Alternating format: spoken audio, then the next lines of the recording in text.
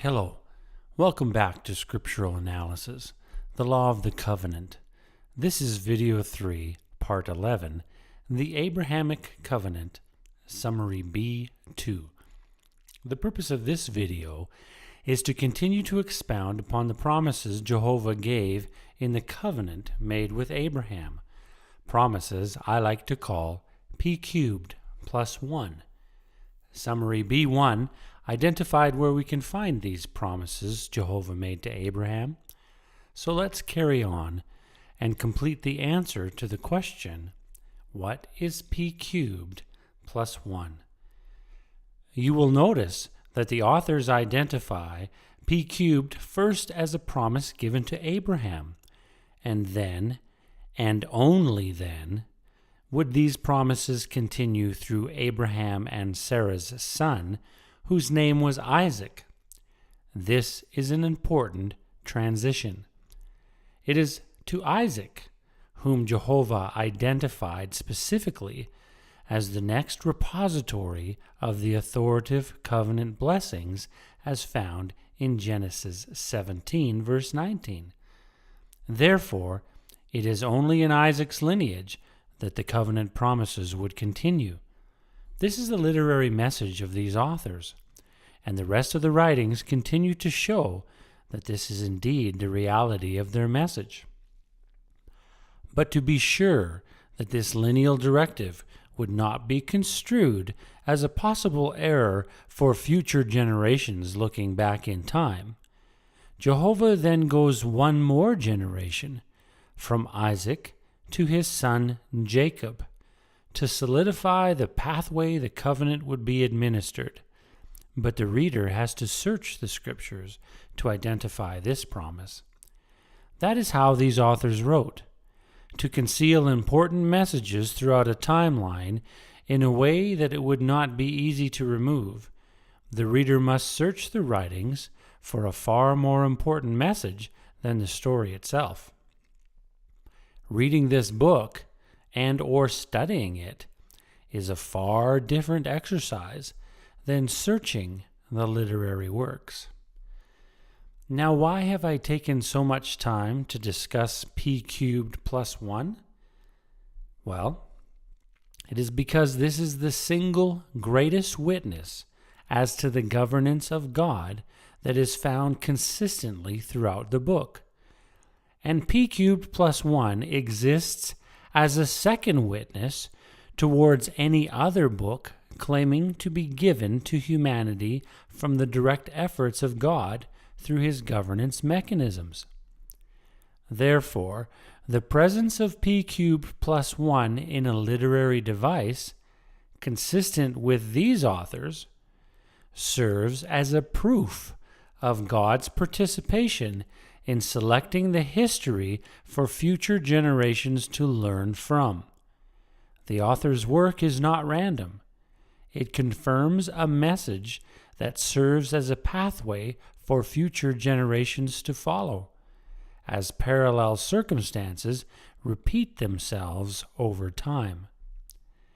As such, any story described within should always be measured against what is happening with these three promises, both as to the individual being discussed as the main character and or the specified society or nation involved.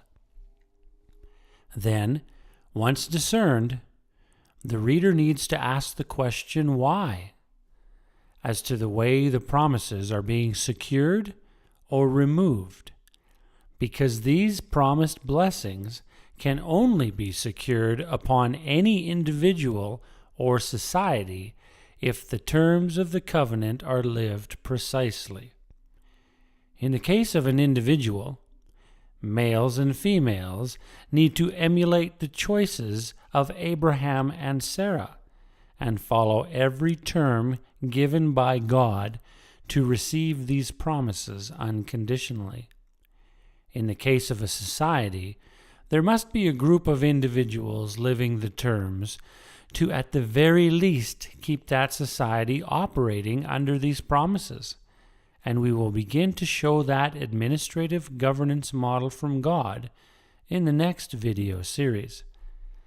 But let's understand from this point on that covenant curses, the reversal of these promises, only occur when the people who have entered the covenant begin to take the terms of such lightly, and then begin not to live them precisely, with no effort to return to the terms defined by God. And when enough of these covenant holders act against the terms of the covenant by the way they choose to live their lives, the reversals come upon them, as well as other people in the area. There is no single instance in these writings where Jehovah administers covenant promise reversals unless the covenant people themselves fail to maintain the terms they have entered into, and instead begin to raise descendants under their own changed perception of God's law of the covenant. So remember that important reality as we progress through this work.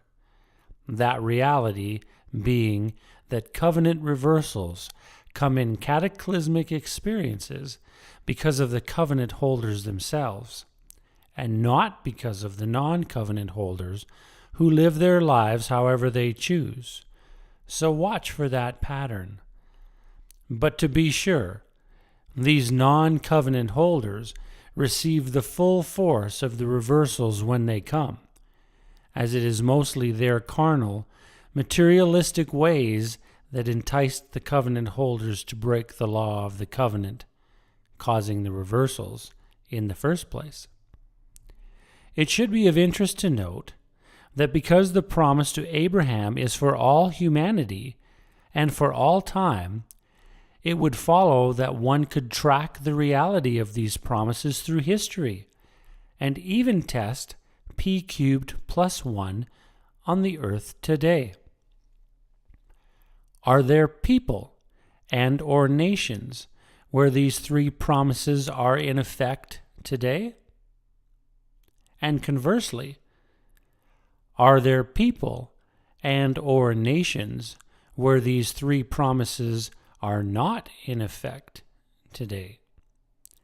Think about that for a bit. How would you discern your answer? The authors give us a tremendous understanding of how p cubed plus 1 has applied throughout the timeline. And more importantly, the authors specify how it will apply concerning apocalyptical end times. And these videos will include that instruction as we progress. Thanks for tuning in.